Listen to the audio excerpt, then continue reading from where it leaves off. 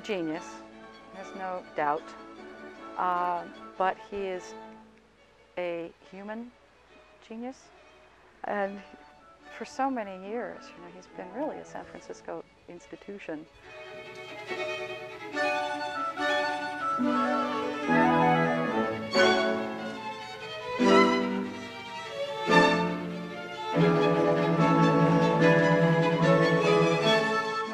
Pocket opera presents the essence of opera in intimate settings.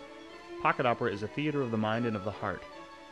Productions are staged in a minimalist style, and some are performed concert style. Performances are accompanied by the Pocket Philharmonic, a chamber orchestra of 8 to 15 accomplished musicians, led from the piano by Pippin. This approach allows the audience to become closely involved in the music and the story it tells. Costuming at Pocket is something that is, costuming and props and sets are supposed to be metaphoric. In other words, very few and very thin, as it were. And this is kind of our production style, and it's something that we uniquely present and that we can present because the priorities at Pocket are Donald's translations, Donald. For some operas, Pippin provides a personal spoken introduction to the opera or its individual acts and scenes, which offers a setting for and some explanation of the story. Athena presides like a queen. Charming, smart, beautiful.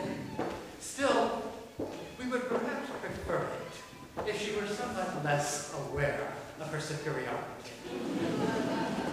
The good book, she can even read.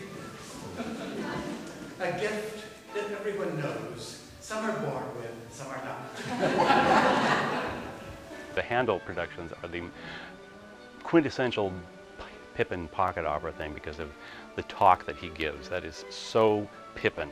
And he goes on, and he has this incredibly dry, this is where his dry wit just really, literally has him rolling in the aisles. It can be the dumbest, most serious story in the world, but he's gotten that kind of take on it that takes it out of the stuffy realm and makes it fun. And yet the music comes across, he's very serious about the preparation of the music. That never takes second seat to showbiz antics or anything, and that's the cool thing. He will, even though there's only 2 rehearsals, he makes sure we know it. He rehearses the singers until they're pretty much perfect. Everybody, let's review the dynamics, because I really didn't hear much. The first time, remember, loud. Then the second time, soft, but with crescendo.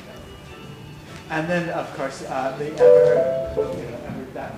So anyway, just make these contrasts very clear and to make more opera. When you do grand opera on a big scale, you've got all these elaborate costumes and maybe some really heavy makeup, and the distances are great. But with pocket opera, because the makeup isn't so elaborate and the costumes aren't so extravagant, and you're really close together. For the vocalists, when we're so close together, we're able to read each other's emotions really better, and I feel like we respond to each other better as actors and singers. And I feel that in that way, it's vocal chamber music in some ways.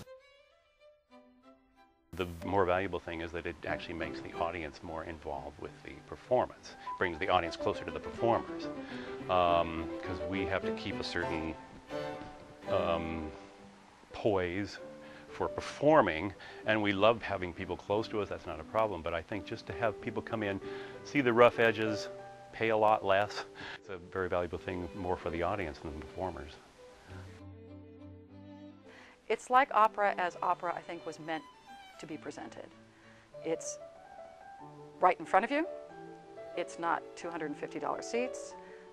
It's not, there's the diva, we don't touch her. We reach the people more immediately.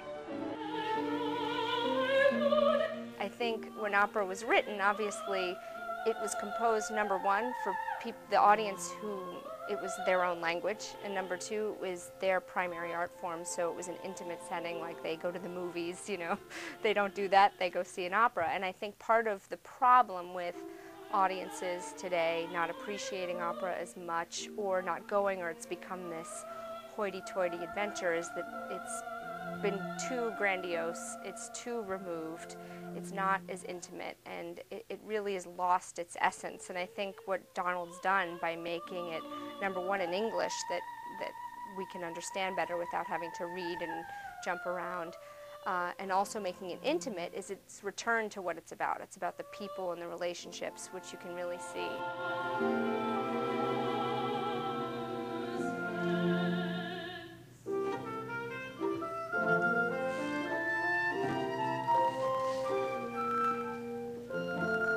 I think that all of us know that, when you really, really feel that you've done your best, and I must say, this I think is for everybody a rare experience, it's something where you take yourself by surprise. It's something that really comes out that unplanned, but just is really the work of the moment.